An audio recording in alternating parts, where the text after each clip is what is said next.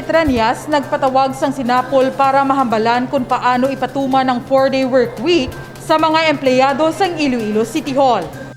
Ginapabura ni Mayor Jerry Treñas ang 4-day work week para sa mga empleyado sang City Hall. Para sa alkalde, kinahanglan lang nga i-adjust ang schedule sang pagtrabaho in kaso ini ang ipatuman. Buot silingon, humalin Lunes tub-tub Huwebes na lang ang mangin trabaho sa City Hall pananglit mapatuman. Gani, nagpatawag sang meeting si Mayor Treñas para makuha ang rekomendasyon sang nagkalain-lain nga departamento angot sa 4-day work week. Gina-consider tani because first recommended by NEDA, at the same time para sa aton do dako gining kinahanglan ta subong kay tigataas ang aton nga fuel cost. It will also allow the employees nga makastay man upod sila pamilya.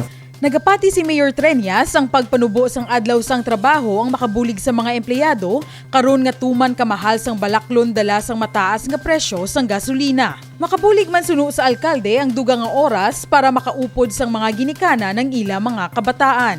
Mabulig man ang syudad kay ang bus naton, ang mga modern jeeps iposisyon ta sa mga plaza para nga makabulig sa mga empleyado. This is only for City Hall.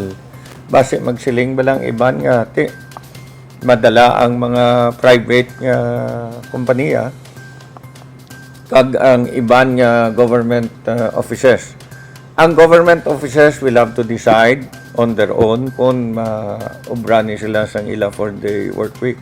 Sa tion nga mga prubahan, magapagwa sang guidelines o kung pagsulundan ang lokal nga panguluhan kung paano ipatuman ang 4-day work week. May mga departamento naman o kung mga trabaho nga magapabilin sa 5 kaadlaw, kaangay sang healthcare services, bangud wala sang untat ang serbisyo dire.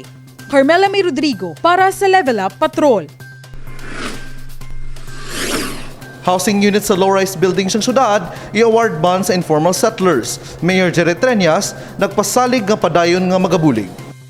Ginpangunahan ni Mayor Jerry Treñas ang turnover sang Certificate of Lot sa mga residente sang Barangay Tabukan, Bandurriao nga na-relocate sa Project 6 Localized Housing Zone sa bulig sang Department of Public Works and Highways. Kadungan sini, naghatag man ang lokal nga panguluhan sang Certificate of Occupancy sa mga residente sang Phase 1 River Plains Subdivision. Suno kay Mayor Jerry Treñas, sini magkabalaka ang iban pa nga informal settlers bagod maging parte ni sarang ikupaw nga units sa low-rise condo sa Barangay San Isidro Haro. Siling nila nga kuno special gid mga empleyado sang City Hall nga ang mga informal settlers waaya may ara man kita nga preparasyon para sa informal settlers and we will also start to award them. Ginahitso karon sang lokal nga panguluhan kung paano ma-award ang units bangod sang palaabuton nga eleksyon. Apang pasalig sang alkalde, wala untat ang ginaubra nga mga inisyatibo para sa kayuhan sang mga Ilonggo.